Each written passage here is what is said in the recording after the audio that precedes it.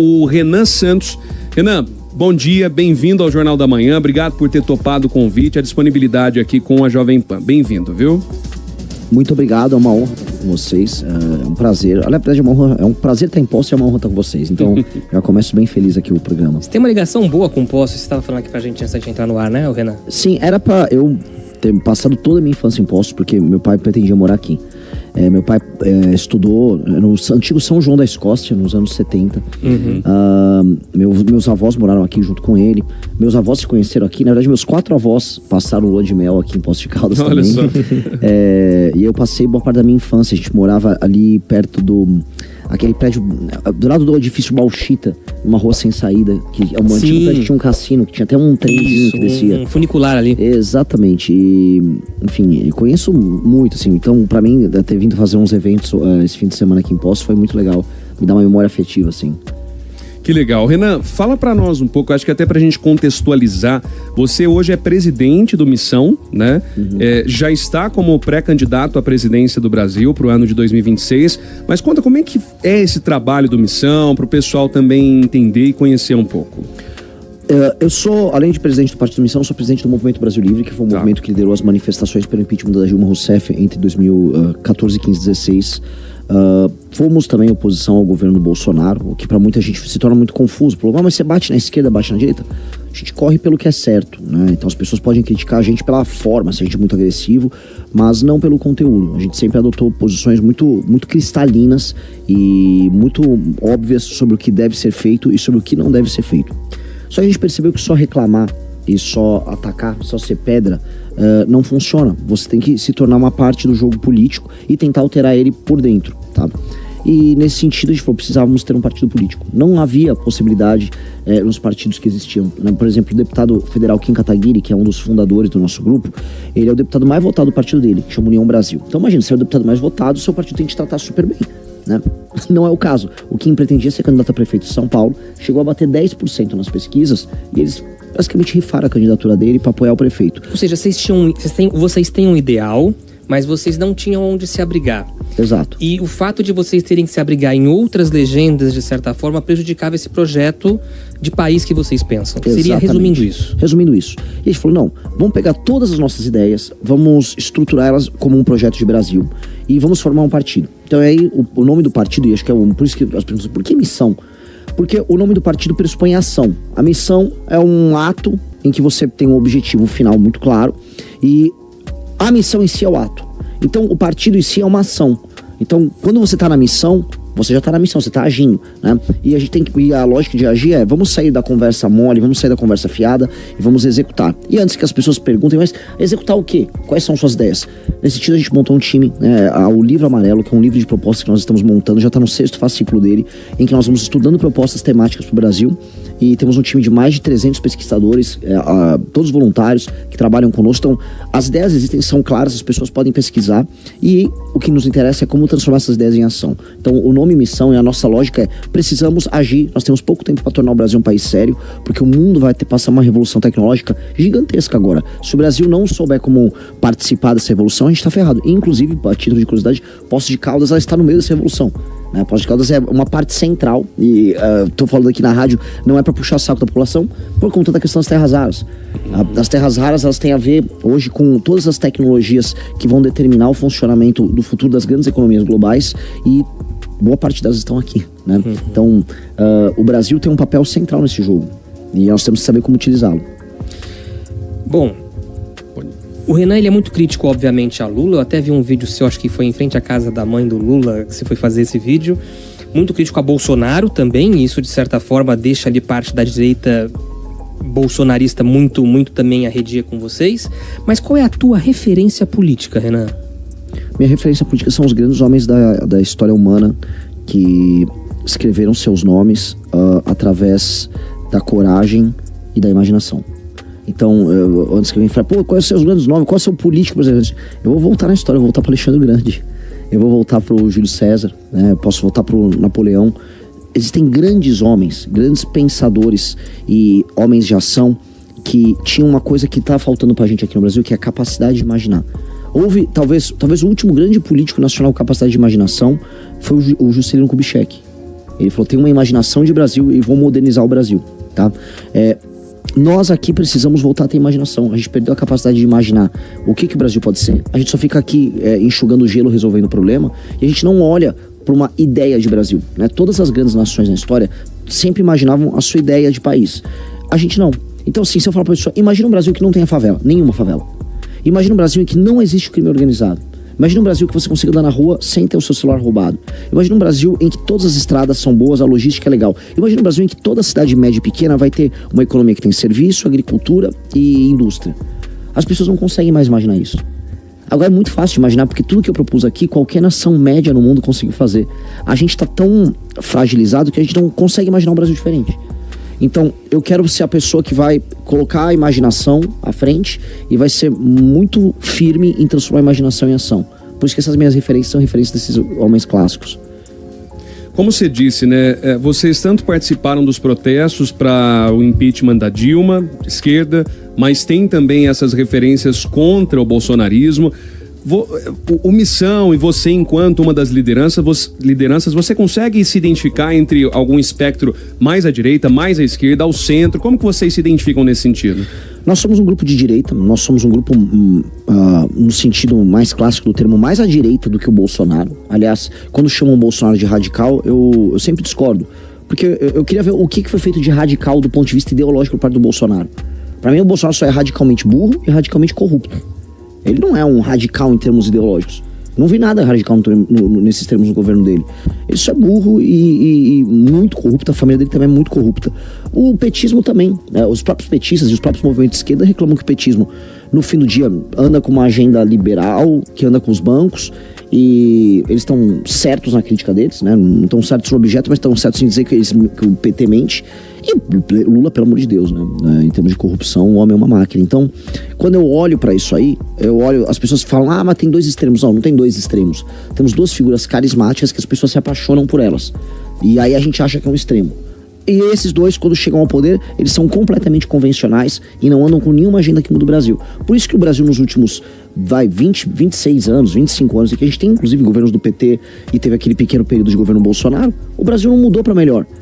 Tem favela no Brasil? Aumentou a favela. Aumentou a violência no Brasil. Aumentou a criminalidade no Brasil. A nossa infraestrutura diminuiu. Ou seja, a gente não conseguiu tornar o Brasil um lugar objetivamente melhor. E aí, cara, aí é complicado. Vindo de um partido novo, uma candidatura que pela primeira vez vai acontecer hoje enquanto pré-candidato, você vê esse trabalho que vocês estão estruturando como uma candidatura real para tentar se tornar presidente ou, mais uma vez, vai ser um protesto do MBL agora junto à Missão? Não, assim, veja, quando a gente lançou o partido, falou, nós precisamos coletar aí 547 mil assinaturas válidas. Falaram, não vão conseguir, porque era uma empreitada gigantesca. Quando a gente começou as manifestações pelo fim do governo de Dilma Rousseff, também falaram, eles não vão conseguir. E a gente trabalhou e perseverou e conseguiu. Mesma coisa agora com a candidatura, né? Não, poxa, você tá começando muito de baixo, pô, você apareceu com 1%, depois 2%, depois 3%. Sim, é assim que se faz. No fim do dia, para falar sobre viabilidade, eu preciso subir para terceiro nas pesquisas. Eu preciso ultrapassar o Zema, o Ratinho Júnior e o Caiado. Porque quem ficar em terceiro, agora nos próximos meses, será a figura que vai receber uma quantidade enorme de apoio, dado que o Flávio Bolsonaro, todo mundo sabe que perde pro Lula. Ele sim é uma candidatura de protesto, entre aspas, e de manutenção do eleitorado da família. Então ele perde. Então as pessoas que querem fazer um voto útil, que querem conhecer um projeto diferente, vão pro terceiro colocado. Basta, para mim, para ser amplamente viável, ultrapassar esses governadores que já estão tecnicamente empatados comigo. Não é que eu estou muito atrás, eu vou ultrapassar eles daqui a pouco. Eu sou o que mais cresce em redes, eu sou o mais pesquisado no Google dentre todos esses governadores, eu sou o que já tá rodando no Brasil, eu sou o único que tem propostas diferentes. Nas redes sociais eu sou muito mais comentado do que eles, então é uma questão de tempo. As pesquisas, elas mostram que o teu eleitorado hoje, quem te apoia hoje é o jovem. Sim. Isso fica muito claro nas pesquisas. Como agora você conseguir sair dessa faixa dos jovens e conseguir dialogar principalmente com o pessoal mais velho? Qual é o plano que você tem em mente? é uma espécie de uma trajetória do mais jovem que vai pra geração millennial, que é a minha geração, da galera que vai de 30 e tantos pra 40 e poucos, e dali diante subindo pra geração X e depois para gerações mais velhas, né? Geração do meu pai, por exemplo. Naturalmente os jovens estão conversando com seus pais. Todo mundo, se perguntar para qualquer estrategista político, se ele fosse escolher uma demografia para começar uma campanha, né? Uma turma de uma idade para começar a campanha, ele falaria, o homem jovem. O homem jovem é o mais ativo, o homem jovem é o mais empolgado, é o que tem mais energia. Pois bem, quando a gente pega na pesquisa Atlas e olha, entre os jovens, eu já tô com 21,8%, entre 16 a 24 anos. O problema é que isso é entre todos os jovens. Quando a gente olha homens jovens, eu passo de 31%. Ou seja, entre homens jovens no Brasil, eu lidero as pesquisas para presidente da República. O que é bastante assustador, porque é uma pré-candidatura nossa que tem 2 meses de existência. Esses homens jovens, eles têm uma capacidade de divulgar suas ideias e de difundir o que eles pensam enorme. Quem começou com homens jovens? Bolsonaro, em 2015, 2016. Donald Trump, em 2014, 2015. Javier Milei. Então, tem um padrão. Em geral, o homem jovem, ele é o primeiro a adotar a novidade e divulgar. E aí ele vai convencendo seus pais e avós. Então, para te responder de maneira bem precisa, o crescimento da nossa pré-campanha vai depender da capacidade desses jovens contaminarem pais, avós e amigos. Isso já está acontecendo, tá? E aí a gente tem que só acelerar e o resultado final vai depender de quanto a gente contamina eles. A gente falou aqui de Lula, de Bolsonaro, mas em nível internacional, Milei te agrada? Gosto do trabalho que ele vem fazendo. Ele pegou uma nação quebrada e ele está transformando numa nação com grandes expectativas. Eu estive na Argentina recentemente, o clima das pessoas já é de otimismo. Mudou a energia deles, porque eles começaram a ver os primeiros resultados econômicos. Como que é para você, até antes da gente ir pro intervalo, porque no seu discurso você fala muito sobre romper com o sistema, trazer essas novidades, fazer alterações, e a gente sabe, por outro lado também, que existem muitos especialistas que falam, poxa, para você assumir uma presidência, você tem que entrar no jogo, você não é muitas vezes um motorista, é um maquinista, né? Você liga e desliga a máquina. Como que você vê isso? Porque depende de outros entes que não apenas o presidente. Como é que você enxerga isso, Renan? Infelizmente no Brasil, para quem está nos assistindo para entender de maneira clara, o presidente manda muito, muito pouco. Uhum. E manda pouco porque quando a gente fez a Constituição de 88, ela foi desenhada para ser parlamentarista, um regime que o poder ia vir do Congresso. Só que as pessoas falavam naquela época, não, eu quero votar para presidente. Você tinha o regime militar ali em que você não votava para presidente. Aí eles fizeram uma mistura. Não, olha só. O poder tá com o Congresso, mas vai ter um presidente. Aí o que acontece? O presidente não manda nada, você vota meio que à toa pra presidente, e quem manda são as pessoas que você não sabe o nome, e em geral de estados muito mal administrados. Qual a nossa reclamação com o Congresso? Que até você colocou de maneira precisa, e a gente ataca o sistema. O Congresso brasileiro, ele é administrado por pessoas oriundas, vamos dizer, de estados como Alagoas, como Maranhão, como Piauí. Estados que, se você olhar, são os piores estados no Brasil para se viver, com os piores índices de tudo. São lugares com qualidade de vida similar a países da África subsaariana. Então esses caras que são mal administrados não deviam administrar a gente. Poços de Caldas tem um IDH, tem uma qualidade de vida acima da média. Ela não poderia ser administrada, sei lá, pelo Hugo Mota, que é o presidente da Câmara dos Deputados lá da Paraíba. Ou por um cara que é o Alcolumbre, que é do Amapá. Esses caras só têm poder porque a divisão de poderes que eles criam através do sistema eleitoral nosso dá poder demais para os estados pequenos. E os estados pequenos no Brasil são mal administrados. Eu estou indo para uma campanha já avisando que eu vou mudar isso. Não dá. É como se você tivesse um time de futebol que ele foi rebaixado para a Série B, aí você pega os jogadores e o técnico fala, não, esses caras vão administrar a seleção brasileira. É o que o Brasil faz. Isso é maluco, isso é coisa de louco. E a gente fica aceitando essa coisa de louco. Eu vou mudar. Aí você vai falar, mas como? Eu sou a única pessoa que está fazendo uma campanha, rodando o Brasil, avisando, eu vou fazer isso.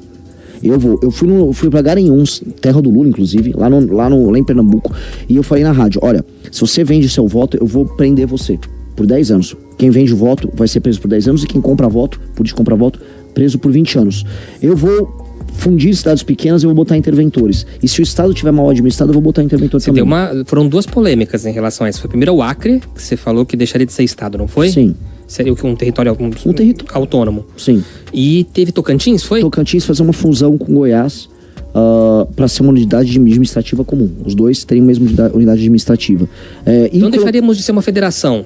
Não, seríamos uma federação. A questão toda é que nós teríamos unidades administrativas para além dos estados. Então você pode ter um território. A minha pergunta é, por que o Acre, que tem uma população de 850 mil pessoas, tem que ter 3 senadores? O mesmo número de São Paulo. Por que o Acre, que se você fosse fazer a repartição, teria no máximo 2 deputados federais, tem 8 deputados federais? Isso é injusto. Isso é injusto com Minas Gerais, isso é injusto com São Paulo, isso é injusto com todo mundo. São Paulo, se fosse ter na métrica correta, São Paulo teria mais de 100 deputados federais. Mas não pode. Então o voto de um paulista vale menos. Muito menos. Só que o paulista é um povo que dá muito resultado, né? Acho que 40% da arrecadação brasileira vem de São Paulo. Quer dizer, São Paulo paga a banda, mas não escolhe a música. Então isso tá errado. Então vamos dizer, mas pelo menos isso tá ajudando muito o Acre, né? O povo do Acre tá ganhando muito com seus senadores. Não tá. O Acre tá uma desgraça. O Amapá tá uma desgraça. Então são políticos que roubam as pessoas, os estados continuam muito pobres e a gente paga a conta aqui. Isso não pode ficar assim. A gente não pode deixar que seja assim. Então, se eu for presidente da República, te respondendo de maneira clara, eu vou ganhar com uma campanha falando isso. E aí eu chegando lá, existem uns 6 primeiros meses em que nós vamos ter que entrar com uma agenda. E eu vou entrar primeiro com uma guerra contra o crime organizado, e minha popularidade vai ficar muito alta, porque quem enfrentar o crime organizado, o primeiro presidente que enfrentar o crime organizado e destruir o crime organizado, será o presidente mais popular da história. Você pretende ir naquela linha do Bukele? Sim, tem que ser. Tem que ser. Não há outro caminho hoje no Brasil, porque o crime organizado se tornou uma estrutura paramilitar que ocupa pedaços de território. Já não é mais assim, tem um bandidinho aqui e ali vendendo droga numa biqueira. Não. Existe uma instituição... Profissionalização. Muito profissional. O Comando Vermelho está usando drones. Pra gente ter uma cruzada de linha e o Comando Vermelho virar uma guerrilha que se defenda no modelo ucraniano, usando drones e esse aparato, é isso aqui. Dinheiro eles têm, basta eles se organizarem. E o PCC... tá até no mercado financeiro, tá na Faria Lima em São Paulo. A REAG, que foi liquidada agora, era uma empresa de lavagem de dinheiro do PCC. Então os caras estão no nível em que eles são multibilionários, com força paramilitar, e o sistema de justiça brasileiro não é suficiente para derrotar eles. Pelo contrário, o sistema de justiça brasileiro está sendo invadido e tomado. São Paulo agora, a título de curiosidade, uma delegada agora foi afastada porque ela passou no concurso financiado pelo PCC. Foi, é verdade. É desesperador. Renan, quando a gente fala sobre campanha política, a gente já pensa na hora na questão de fundo eleitoral também. Queria saber sua opinião a respeito de fundo eleitoral. O fundo eleitoral, assim como o fundo partidário no Brasil, eles contam com valores obscenos, dado o tamanho do orçamento brasileiro.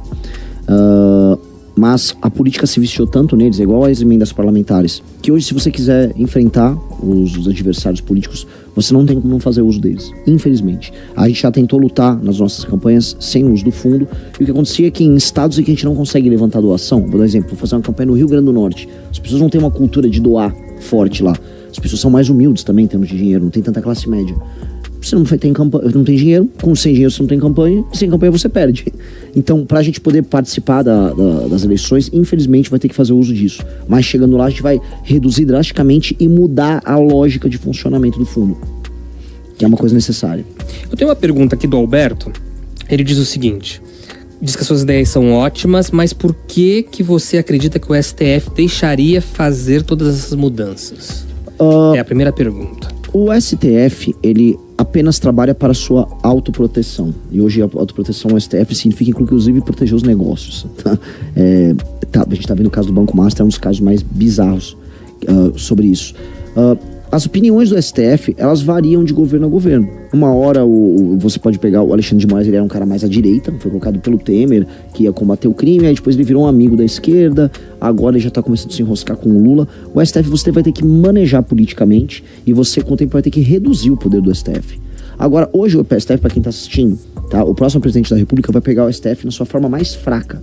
As principais lideranças do STF estão envolvidas em escândalo de corrupção, e elas estão tendo que se proteger. Elas não estão hoje numa etapa de atacar, igual elas estiveram antes.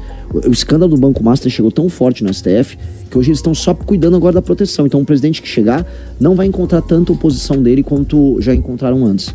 Tá? Então a gente está numa posição boa para fazer mudanças grandes, porque o STF está agora meio que com o rabo entre as pernas. É uma situação completamente nova. O nosso ouvinte, ele diz aqui, lá em El Salvador, o Bukele, ele trocou os ministros, inclusive. Faria isso no Brasil? Trocaria os 11 ministros do STF? Não necessariamente os 11, porque se você trocar todo mundo de uma vez, eu acho que aí você vai começar a cruzar uma linha determinada que eu não pretendo cruzar. Agora o que a gente vai fazer é o seguinte: nós vamos mudar o regime de poder do STF. Como nós vamos fazer? Nós vamos alterar o poder que o STF tem sobre os parlamentares, que é o foro privilegiado. Hoje, com o foro privilegiado, todo senador e deputado fica na mão dos ministros do STF. Nós vamos criar uma corte específica pequena só para julgar os políticos e para falar, mas você vai gastar mais, não vai gastar nada. Com juízes e desembargadores concursados que já existem, vai ter o seu próprio sistema de nomeação, que não envolve nomeação política, e aí os políticos são julgados ali. E os ministros do STF só vão julgar questões constitucionais, nada além de questões constitucionais. Eles não vão julgar pessoas. Talvez esse seja o único tribunal constitucional no mundo, tá? Que é basicamente um Supremo Tribunal, que faz tanto julgamento de causas constitucionais, quanto julgamento de pessoas, e que são políticos. Aí eles têm superpoderes e todo mundo tem medo deles. Então eu vou esvaziar eles de poder. E mais, quando esvaziou de poder, aí o Senado vai estar muito mais seguro para quando aparecer um escândalo de corrupção no ministro do STF, ou um comportamento ruim, colocar um pedido de impeachment sobre ele. Hoje, todos eles têm medo, os senadores não têm coragem, porque eles sabem que o ministro do STF vai puxar algum processo contra eles, e aí vai ferrar eles. Então, mudando essa lógica de poder, o próprio Congresso vai ser capaz de fazer essas demissões, vamos botar esses impeachments de ministro supremo. Aqui no YouTube, o Rodrigo Batista, ele fala justamente agora sobre a questão do Banco Master. Tem acompanhado essa questão? Te assusta? E o que você pretende fazer para corrigir? Muito. Na verdade, dos presidenciáveis, eu sou o único que fala do questão do Banco Master. Inclusive, eu convoquei uma manifestação contra o Banco Master na frente do Banco Master quinta-feira, agora em São Paulo. Inclusive, São Paulo nem é tão longe aqui de Poços de Caldas, tá, pessoal? 2h30, 3 horas de carro, tá todo mundo convidado. É importante a gente ir. O que eu acho do caso do Banco Master é que ele escancara o quanto tá fácil hoje você comprar autoridade. O Daniel Vorcaro, aqui de Minas Gerais. De Minas. Né? Ele é lá de BH. Ele era oriundo daquela igreja Lagoinha. Um cunhado também, pastor, também, né? Esse cunhado aí era o promotor de algumas festas que, se vaza o celular dele, a política brasileira cai, né? O do Vorcaro também, tá? Os dois eram promotores de festas muito licenciosas do ponto de vista da nudez e da... né? Vamos colocar aqui nesse... Eu tenho que me proteger aqui também. O negócio eles compraram todas as autoridades possíveis. Eles compraram gente da esquerda, do centrão, da direita, né? Então o petista gosta de falar, o Banco Master cresceu durante o governo Bolsonaro. Sim, mas também compraram o Lewandowski, compraram o Guido Mantega, tiveram reuniões com o Lula. Demorou no próprio governo do Lula agora para ter a liquidação, né? O próprio Haddad demorou também. Então você vai encontrar tanto no petismo, quanto no bolsonarismo, quanto no centrão, especialmente no centrão. Que eu ia falar. É um escândalo que vai pegar todo mundo. Todo mundo. Acredita que vai influenciar na eleição? Demais, porque conforme vai sendo descoberto, vamos dizer, as ramificações do escândalo, as pessoas vão percebendo que todo mundo está envolvido. O Lula, só para as pessoas entenderem, tem um outro escândalo, que é o outro escândalo gigante, que é o do INSS. O escândalo do INSS em valores é multibilionário, assim como no Banco Master. Só que eles estão amarrados. O escândalo do INSS, boa parte daquelas entidades que roubavam o dinheiro dos aposentados, depois giravam esse dinheiro com fintechs e com o próprio Banco Master. Algumas fintechs são ligadas às instituições religiosas que eram administradas, na prática, por gente do próprio Banco Master. Então, o escândalo pega... Ou seja, o dinheiro evaporou mesmo, né? Mesmo. Então, o careca do INSS desviava dinheiro lá dos aposentados, mandava um pouco de dinheiro pro filho do Lula. Isso não é minha opinião, isso está comprovado. Depois ele mandava dinheiro pra fintech Clava Forte, que é dos Valadão, que é da Igreja Lagoinha. E aí, esses caras... tem parte das suas igrejas administradas pelo Fabiano Zettel, que é o cunhado do Vorcaro. A irmã do Vorcaro é pastora nessa igreja Lagoinha. O dinheiro circulava entre eles. Você vai olhar, tá todo mundo. A Lagoinha, inclusive, é a igreja que agora o Flávio Bolsonaro se batizou. O Nicolas ficava viajando por lá pela Lagoinha. Então, quando você vai juntando os pontos, você fica assustado, porque todo mundo tá envolvido. Eu aqui em 1 minuto saí do filho do Lula, a Lagoinha, aos Bolsonaro, assim, numa velocidade impressionante. E isso assusta. Então isso vai atingir as eleições. E como a gente já vê que está atingindo, nenhum dos outros candidatos tem coragem de mencionar isso. Eles estão só fingindo que está acontecendo outra coisa. E isso assusta muito. A gente entrou agora na pauta religiosa, de certa forma. Os evangélicos sempre caminharam muito ali com o Bolsonaro. Sim. Você tem alguma proximidade com esse público evangélico? Não? É algo que você pretende buscar também? Eu vou buscar, mas de maneira absolutamente natural. Eu não vou ficar fingindo, eu não vou ficar indo em igreja fazer acordo com pastores, acordos políticos com pastores, que é o que acontece em uma parte dos casos. O que eu vou fazer é o que justamente a bancada evangélica não faz. Eu vou defender a agenda que essas pessoas acreditam, sem precisar ficar simulando que eu sou um ungido de Deus. Eu não vou fazer nada disso. Então eu vou ter uma relação honesta e madura. Isso está funcionando. Grande parte do eleitorado que já declara voto na gente, nas pesquisas, já é evangélico. Então, eu acho que quando eu trato... Não vai atrás do messianismo que existe não vou fazer junto a isso. Bolsonaro. Não vou fazer. Eu acho isso vergonhoso e eu acho que isso diminui as igrejas. A gente sabe muito bem que existe uma relação quase mercantil entre alguns pastores e políticos. E aí eu pergunto para a própria comunidade evangélica, chequem o que a sua bancada evangélica está fazendo no Congresso. A bancada evangélica no Congresso, inclusive é aliada do Lula, está toda no orçamento secreto. Vê se eles estão preocupados com a agenda de costumes, a agenda de valores deles. Eles só dão uns gritos lá da agenda, mas no fim do dia são apenas políticos do centrão. O Republicanos, que é o partido por excelência da bancada evangélica... Da Igreja Universal, né, partido? Assim, estão no governo Lula, votam junto em várias pautas. Então, que é isso, sabe? Essas pessoas abusam dos fiéis, abusam da fé dos fiéis, abusam politicamente, abusam ideologicamente. Isso nós não vamos fazer, nós seremos muito honestos. Como é que é também, Renan, porque você é muito mais experiente do que eu na questão da política. Você sabe, quando se fala em política em muitos lugares, a pessoa torce o nariz, a pessoa tem um asco pelo político. Como que é para você conseguir também descolar disso? Porque você vem contra o sistema para descolar a questão do político tradicional, mas como é que você tem tido esse retorno também da população de uma forma geral? O que eu vejo assim, entre a população mais jovem, que já nos acompanha, que a gente já está muito forte, as pessoas acompanham isso já com uma naturalidade. Nós representamos inclusive a linguagem de parte da minha geração nascida nos anos 80, nos anos 90, e da geração Z, né, nascida no final dos anos 90. Então a gente já tem mais ou menos, as pessoas entendem que essa linguagem é a linguagem de uma pessoa que não está nesse jogo podre. As pessoas mais velhas ainda têm uma desconfiança, que é a desconfiança que as pessoas mais velhas têm com os mais jovens. Do tipo, eu não vou ser administrado por esses caras mais novos do que eu, não. E eles têm outros padrões. Por exemplo, eu falo muito palavrão nas minhas lives. Eu tô errado em falar palavrão. Mas as pessoas jovens entendem. Os mais velhos falam, que absurdo, esse cara deve ser um maluco. Eu não sou maluco. Minhas ideias estão todas no lugar, eu consigo explicá-las direitinho, com ou sem palavrão. Mas esses choques que acontecem fazem com que, vamos dizer... ainda seja para muita gente difícil de entender quem nós somos. É natural, um processo de conhecer. Eu também tenho um processo de me adaptar. Eu rodei no Nordeste, eu rodei especialmente no interior de Pernambuco, e ali a comunicação era diferente. As pessoas também, mesmo a pessoa muito humilde, ela não quer ouvir o palavrão, ela não quer ouvir eu ser tão enfático, ela quer entender como é que eu resolvo um problema prático dela.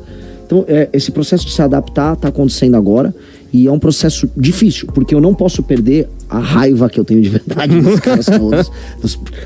Então eu tenho que segurar e ao mesmo tempo eu tenho que ser compreensivo com o que as pessoas querem ter. Então é um jogo, é um jogo de aprendizado. Eu tenho que aprender a me comunicar. Mas eu acho que a gente vai conseguir. Ô Renan, trazendo até um pouquinho para o nosso âmbito municipal, né? Eu queria saber quais são suas opiniões no sentido de alterações também no sistema para os municípios. Tem gente que defende voto distrital, tem gente que defende uma alteração drástica para um prefeito ficar só 4 anos ou um mandato de 6. Como é que você vê isso tudo, Renan? Esse é o assunto que eu acho mais legal. De longe. Porque eu acho que o problema do Brasil está nos municípios. O sistema político brasileiro é feito para que prefeitos se elejam, tratem as pessoas como bicho, porque a cidade para eles é um curral. E aí esses prefeitos servem, na verdade, a deputados. Por isso que existe uma coisa no Brasil que é a emenda. A emenda é um dinheiro que vem através de um deputado e ele manda pro prefeito dele operar. Nessa operação, quase sempre, ainda mais agora com o orçamento secreto, tem a corrupção, tem o empreiteiro amigo que separa um dinheirinho, esse dinheirinho vira caixador de campanha, tanto pro prefeito quanto pro deputado, e eles ficam girando essa máquina de dinheiro. Essa máquina de dinheiro provou que a maior parte dos municípios pequenos no Brasil são impossíveis de administrar, que eles são apenas um sorvedor de dinheiro público, o dinheiro entra, mas não serve para nada, e que sustenta uma classe política muito corrupta. Isso varia de estado para estado. O norte de Minas é basicamente isso. A galera que, enfim, o sul de Minas é um país e o norte de Minas é outro, né? O sul de Minas é muito mais parecido com o São Paulo, na parte econômica, o norte de Minas é parecido com a Bahia.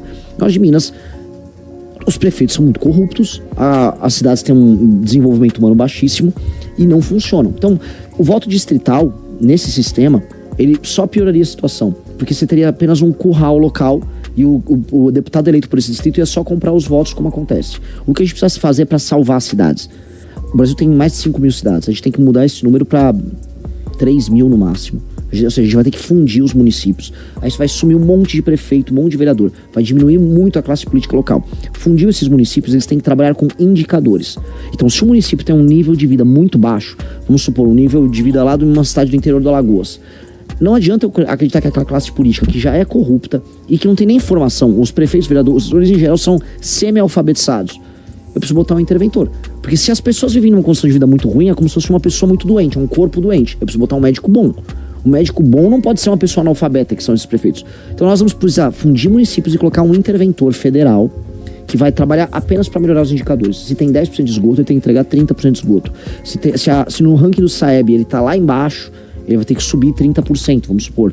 Ou seja, ele tem que subir uma série de indicadores que a gente determina seja com o IBGE ou com outros institutos que o governo dispõe, e existem, são bons, tem técnicos bons, e avalia, pronto, o município melhorou, agora dá para ter classe política aqui. O que não dá para ter é classe política e não ter cidade de verdade, as pessoas são escravas daquele sistema.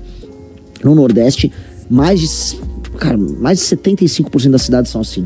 Em Pernambuco, que é um dos lugares mais diversificados, 70% das cidades, a atividade econômica principal é governo. Então elas não são uma cidade, a cidade é insustentável. Então nós vamos precisar alterar isso tudo. E a gente tem um plano gigantesco sobre como resolver isso. Mudar o sistema de incentivo, fundir município, colocar interventores, trabalhar só com indicador. Por exemplo, um político que elege e se reelege comprando o voto da população, que a gente sabe muito bem que a população vende voto. A população não é boazinha. A gente fala, esse povo guerreiro que é explorado pela casa... Mentira. E é por isso que eu vou perder voto falando isso. Mas mentira. O povo vende o voto. Aqui em Poços, com certeza, tem gente que vende voto. Na cidade dos meus pais, Vinhedo, no interior de São Paulo, uma cidade com índice de desenvolvimento humano... Excelente, nível italiano. Com renda alta, as pessoas, é nível da Europa. E as pessoas vendem voto. Então assim, vendeu voto, meu amigo, você vai ser preso por 10 anos. Comprou voto, meu amigo, você é um político, preso por 20 anos, sem saidinha, sem... Vai ter que ser assim. Se não alterar isso, a democracia não vale a pena no Brasil. As pessoas falam tanto de democracia, mas elas vendem o voto delas. Tem uma pergunta aqui, escala 6x1. Eu acho horrível esse projeto e essas discussões que a gente está tendo agora, que num país em que as pessoas estão precisando trabalhar, você está aumentando ainda mais as amarras. Eu não acho bom para uma pessoa viver num regime em que a pessoa precisa trabalhar tantas, vamos dizer, uma escala horária tão grande. Agora, esta pessoa, se você retirar dela essa possibilidade, não apenas você vai penalizar o pequeno comerciante, que é quem hoje faz as contratações, o dono da loja, ou o dono da padaria, o dono do bar, o dono do café, o dono do restaurante, você vai penalizar esse pequeno comerciante, como você vai tirar o emprego e dinheiro das pessoas, porque simplesmente o que esses caras vão fazer, eles vão contratar de maneira informal seus funcionários, eles vão pejotizar todo mundo, e pronto, e vai seguir. Ou aquelas pessoas que estavam trabalhando ali, eu tava sendo explorado no 6x1, agora elas vão perder o emprego delas, elas vão fazer Uber. E sabe o que acontece quando você faz Uber, você é um entregador, você trabalha 7 dias por semana. Então é uma mentira. Isso é só populismo que o PT tá fazendo. Eu não vou comprar esse papo. Inclusive o líder nas pesquisas aqui em Minas Gerais, que é o Cleitinho, ele tá falando, não, eu vou fazer isso, porque o Cleitinho só joga pra torcida. Qual a tua leitura do Cleitinho? Pra mim o Cleitinho é um câncer. O Cleitinho é um tumor da política brasileira. O Cleitinho, ele é um cara que não tem uma opinião que seja verdadeira dele. O Cleitinho, ele faz pesquisa o tempo todo. O que é popular? Eu apoio. Então ele vai apoiar, sei lá, penas duras pra bandido, escala 6x1. Aí se o Lula falar, dá um vale gás, então dá um vale gás. Não, agora dá um vale de energia elétrica, então dá um vale de energia elétrica. O Cleitinho não tem opinião sobre nada. O Cleitinho, ele é, vamos dizer, um tecnopopulista. Que assim, ele usa as redes sociais, usa a tecnologia das redes sociais pra saber como medir o que é popular, portanto populista, e joga no ar. É um projeto individualista. Total. Tanto que assim, o Cleitinho, se virar o governador de Minas, se preparem pra calamidade, pra catástrofe que vem aí. Ele é um incapaz, o Cleitinho é um cara semi-alfabetizado e que faria um governo apenas baseado na própria popularidade dele. As contas públicas iam pro vinagre. Você ia ter uma série de demandas do funcionalismo que iam ficar jogando pressão sobre ele, e como ele não sabe falar não, que ele só quer ser popular, ele vai falar sim, aí não tem como ajustar a conta, aí você vai ver, sei lá, ele gravando uma live, fazendo uma oração pra ajudarem ele, isso só nesse populismo, e no fim do dia o governo será uma calamidade. Me assusta, quando você quebra as pesquisas aqui em Minas Gerais, você vê gente instruída falando que vota no Cleitinho. Me assusta. Aí você fala, nossa... Me assusta também. Assim, que país é esse, cara? Que país é esse que, assim, a pessoa tá pegando um... Não é só que ele é um incapaz. Ele poderia ser um incapaz. Tudo bem. Agora, ele é um incapaz mal intencionado. Porque se você não sabe... Assim, se você não sabe dizer não pra população, porque a população nem sempre tá certa... E governar exige dizer não, né? Exato. Então, você é um vagabundo. Essa é a verdade. Avalidem um político apenas quando ele diga coisas que você vai discordar dele e ele não altera a posição. O político que está disposto a perder voto e seguidor na rede social pelo que ele acredita, ele é o político honesto. O político que você está sempre concordando com ele, você tem que desconfiar. Porque algo de errado está ali. Né? Então o Cleitinho nunca ele discorda da maioria. Ele está sempre concordando com a maioria. Você me desculpa, isso é uma coisa de um sujeito sem caráter. Minha referência, eu já dei uma até entrevista lá em Belo Horizonte, o Cleitinho é o luva de pedreiro da política. Ele é um influencer ridículo, popularesco, alçado a uma posição que ele não pode ter. Tua leitura de Romeu Zema e Partido Novo, Renan? Começando pelo Romeu Zema, ele fez um governo razoável aqui em Minas. Na parte fiscal, ele endereçou um problema que já vinha, vamos dizer, de mais de década rolando aqui no estado. andou com algumas coisas na parte de segurança pública, mas parou por aí. Do ponto de vista administrativo, ele não foi um grande reformista, padeceu de alguns problemas de influência de aliados políticos dele, vou dar o nome aos bois aqui, o Salim Matar, lá da Localiza, a gente sabe as coisas que foram feitas ali, mas não foi um governador ruim. É um adversário político meu no primeiro turno ali das eleições de 2026, estará com o Flávio Bolsonaro, provavelmente o Zema vai fechar como vice do Flávio Bolsonaro, pelo menos é o que ele está tentando agora, mas assim, não vou falar que ele fez uma gestão ruim. Assim como eu não falo nem que o Caiado nem que o Ratinho fizeram gestões ruins, eu vou ficar jogando pedra neles. Muito melhor do que a média dos governadores do Brasil. Agora, Minas Gerais continua andando de lado. Segurança pública, Minas Gerais está vendo o avanço do PCC forte. Inclusive guerra de facções na capital, né? Nitidamente. A região metropolitana de Belo Horizonte está muito perigosa. E aí ele quer ter um discurso, não, eu sou bravo, vou ver o Bukele lá. Tá, você comanda a polícia de Minas. Faça algo, né? E não faz, é muito esse discurso. E o que me dá raiva nele, aí já entrando no Zema e no Partido Novo, eles são um projeto que é um puxadinho do bolsonarismo. Então quando os Bolsonaro erram, eles não falam nada. Quando os Bolsonaro cometem um crime, eles não falam nada. Porque eles, em vez de criarem uma marca própria e criarem, vamos dizer, um espírito próprio para o eleitor, eles resolveram adotar o caminho fácil de apenas siga os Bolsonaro. Então o Partido Novo é para o PL o que o PCdoB é para o PT. Partido satélite. É o partido satélite. Eles são, assim, lembra do Schumacher e Rubinho Barrichello? O Bolsonaro é o Schumacher, o Rubinho Barrichello é o Zema, o Partido Novo. Eles são o Robin do Batman. Eu acho isso vergonhoso. Então, entrem logo pro PL. Qual a diferença de um político do PL para um político do Novo? Nenhuma. Entra pro PL logo. Tem uma outra pergunta aqui, pessoal em situação de rua, você tem alguma ideia, alguma proposta nesse sentido? Muito, aliás, ontem eu fui jantar com o pessoal, eu comecei a ver, assim, um cracudo, louco, andando no meio da rua aqui de Poços. Aí eu falei, porque a cidade tá mais bonita. A última vez que eu tinha vindo aqui, a cidade não tava tão bonita. Houve uma privatização de alguns espaços turísticos. Nitidamente o atendimento melhorou. Isso salta aos olhos de todo mundo. Eu, como um Poços caldense, assim, de coração, eu fiquei feliz com o que eu vi. Agora, morador de rua aumentou aqui. Eu percebi. Ou pelo menos nas partes centrais eu vi bastante. Porque esse é um tema que me incomoda. Porque existem uma série de problemas no Brasil que a gente é leniente com uma coisa chamada urbanidade. Urbanidade é o nosso convívio de sociedade. O Brasil é um país em que você tem o flanelinha que não deixa você estacionar o carro. O Brasil é o país que a pessoa vai com a caixa de som no ônibus, achando que você tem que ouvir a música porcaria dele. Ou na praia. Ou aparece aquele cara que é o flanelinha de praia que guarda as cadeiras. Se você não sentar na cadeira, ele vai dar porrada em você. O Brasil é o país que aceita o morador de rua e acha bonito. Num governo nosso, todos esses assuntos vão ser endereçados. A gente vai resolver tudo, vai ter uma lei federal para matar esse assunto. A gente vai ter que saber conviver em público. E o morador de rua não vai mais privatizar a rua. Vai funcionar assim. Morador de rua, ou você vai para albergue, tá? Ou, não, eu quero ficar na rua, eu gosto de morar aqui. Então vai preso. Ou vai para albergue, ou vai preso. A rua não é sua. O Estado tem que dar a opção do albergue pro cara. E no albergue ele tem que se cuidar e tem que ser recolocado profissionalmente. Porque ele não é uma pessoa que nós temos que ficar cuidando ad eterno. Nós não somos obrigados a cuidar de ad eterno. Ele tem que ter uma família. A família não cuidou? Então, cara, beleza. Você é um caso especial. Eventualmente a pessoa tá viciada em drogas. Ela tem que ter um tratamento. Dito isso, ela não vai morar na rua. Nós pagamos impostos muito caros, todos nós, tá? Pra poder andar nas ruas. As nossas ruas são sujas e ainda são tomadas por morador de rua. Não dá. Nos Estados Unidos você tem até leis antigas sobre vadiagem. A gente tem que tratar disso sem muito... Olha o que você está falando. Não tem nada de desumano.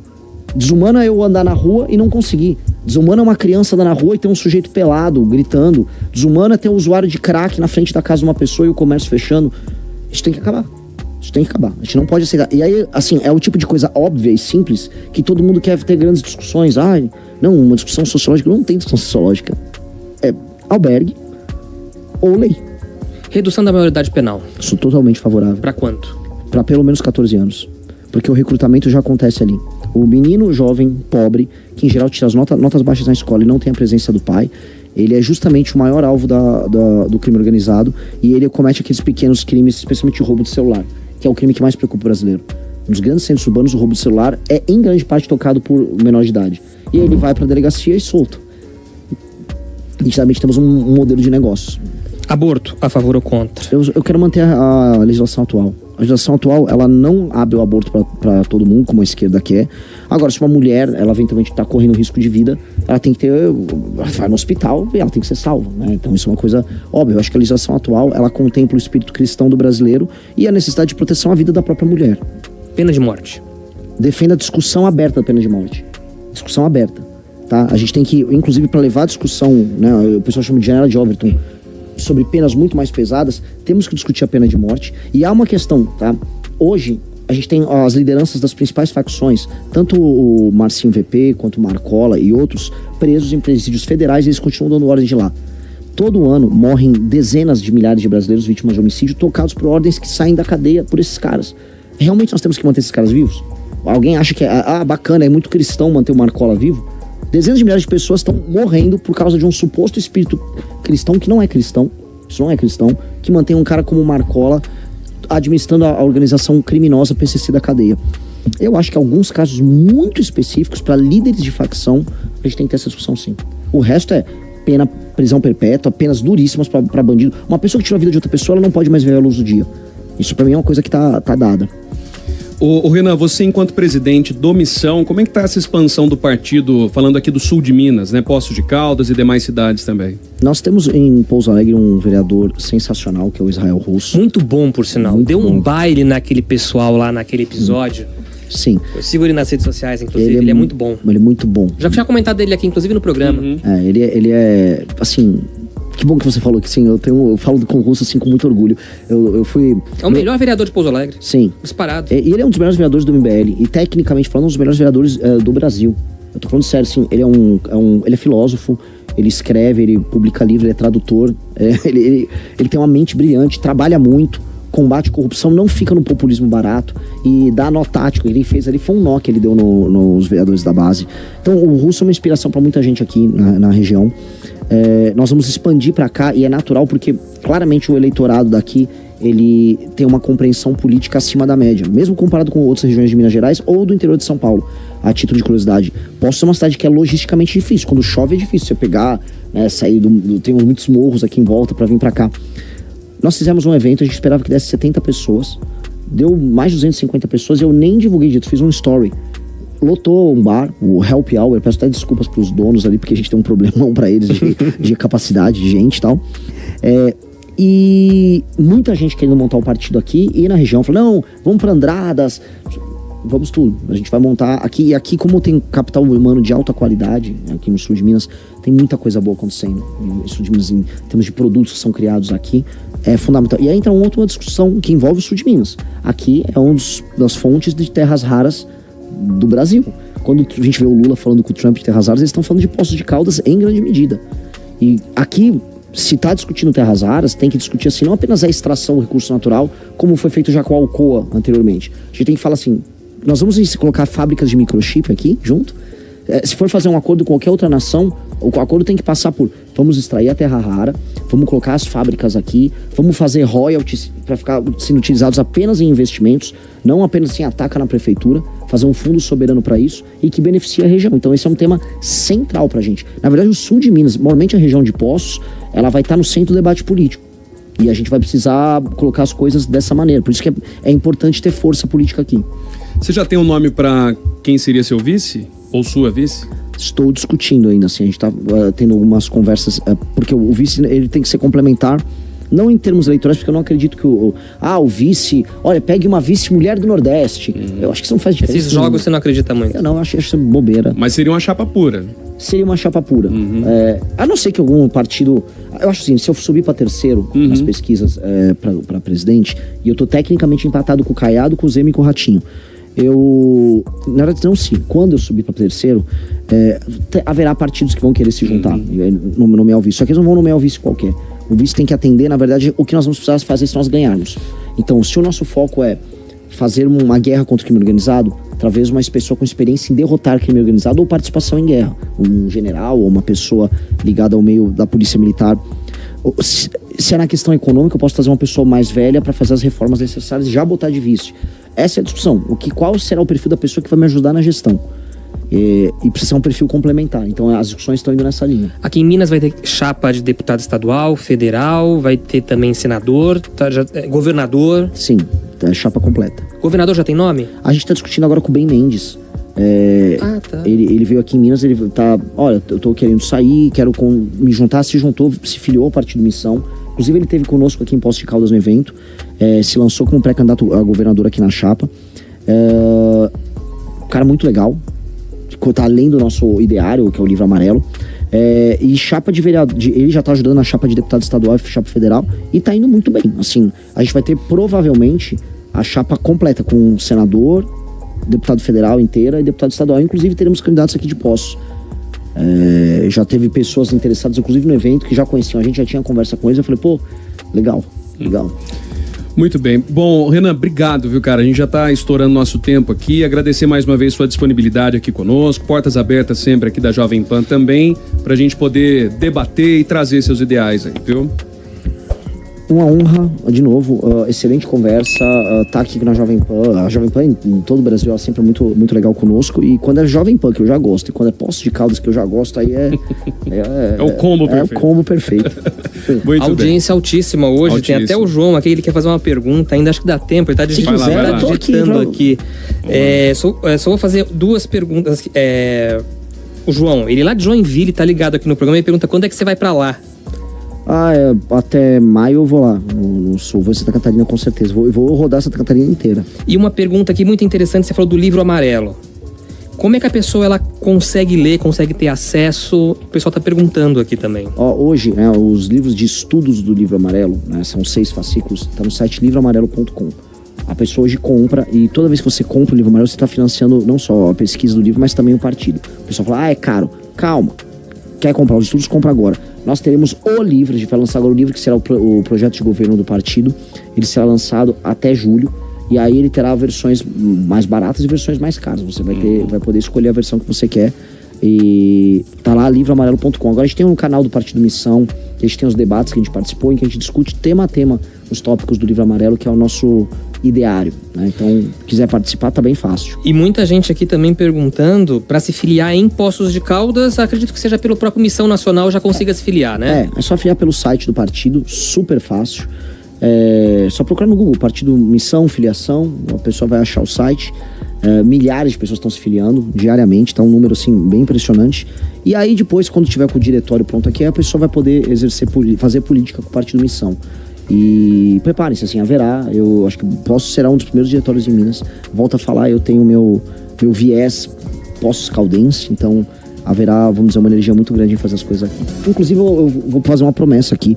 A primeira grande convenção partidária eleitoral em 2026 nossa, muito provavelmente, a não ser que meus pares me deem porrada, acontecerá aqui em Poços. Aí você volta aqui no Jornal da Manhã de novo. Tá combinado. Já tá marcado.